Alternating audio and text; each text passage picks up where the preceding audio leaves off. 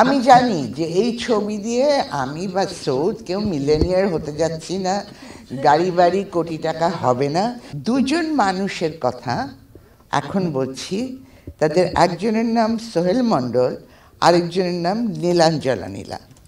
এখন পর্যন্ত তাদের করা শ্রেষ্ঠ কাজ, এত নিখুঁতভাবে এ ধরনের একটি গল্প উপস্থাপন করবার জন্য, এবং সকল অভিনয় শিল্পী তাদের প্রত্যেকের কাজ, প্রত্যেকের চরিত্র এত চমৎকার করে ফুটিয়ে তুলেছেন। এবং ইন্টারেস্টিং ফ্যাক্টর হচ্ছে যে পুরো ছবিটা প্রপার সাউন্ড কালার দিয়ে আমি আজকে প্রথম দেখলাম।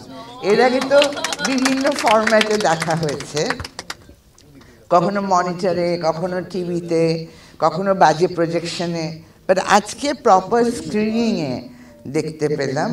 আমি স্লাইটলি ইমোশনাল হওয়ারই কথা।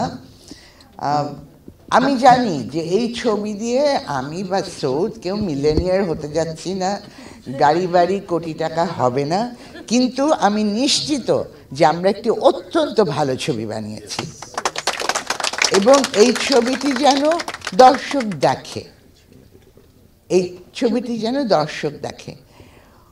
অভিনয় শিল্পীদের কথা বলছিলাম।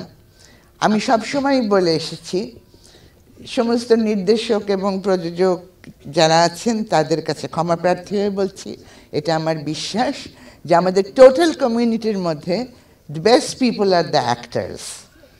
এদের ভিতরে সখ্য এবং তাদের কাছাকাছি থাকার ব্যাপারটা আজকের হলই এটার প্রমাণ। আর দুজন মানুষের কথা এখন বলছি। তাদের একজনের নাম সোহেল মণ্ডল, আরেকজনের নাম নীলাঞ্জলা নীলা। এখন পর্যন্ত তাদের করা শ্রেষ্ঠ কাজ এই দুটোই, তাদের ফোর্টের বাইরে গিয়ে এবং চমৎকার অভিনয় করেছে।